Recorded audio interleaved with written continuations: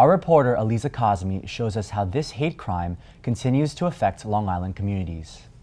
When Ecuadorian immigrant Marcelo Lucero was murdered in Patchogue, it sparked a conversation across Long Island about local attitudes towards immigrants. And that conversation hasn't stopped. That's my brother's story, my brother's death. You know, we're talking about somebody, it was a human being, it was killed because he was different.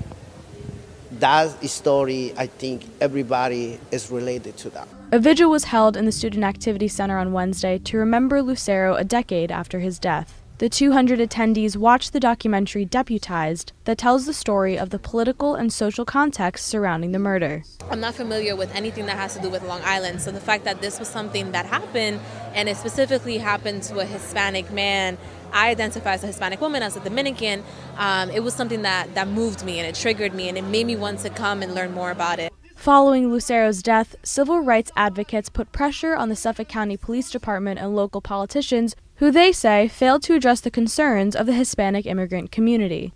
10 years ago, Suffolk County PD had 195 sworn members of Hispanic descent. Today, there are 256. The total number of hate crimes on Long Island has decreased since Lucero's death, but some do not feel that's enough. The day after Marcelo Lucero died, I went down to the spot where he was stabbed and I saw the blood still on the road.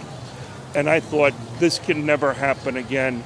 Never happen again on Long Island. And you know what? It hasn't happened again on Long Island, but it's happening all around the country. Jews will not replace us! Jews! Hate crimes in the largest cities across the country have reached the highest levels in over a decade, according to a study by California State University. Some are not surprised by the rise in hate. You know, with all the racism coming up again, I wasn't surprised. I was saying, like, why is everyone saying, oh, racism is coming back? I was saying this was always here. Lucero's brother, Josuelo, hopes his brother's story can continue to inspire others to end this hateful rhetoric. You can be an Afro-American, you can be Asian, you can be a Muslim. You know, it's all types of groups, brother. This is the spot that Marcelo Lucero was attacked 10 years ago. The flowers at his memorial are a sign that the Patchogue community hasn't forgotten Lucero's death or the impact it's had on Long Island. For Stony Brook News, I'm Eliza Cosme.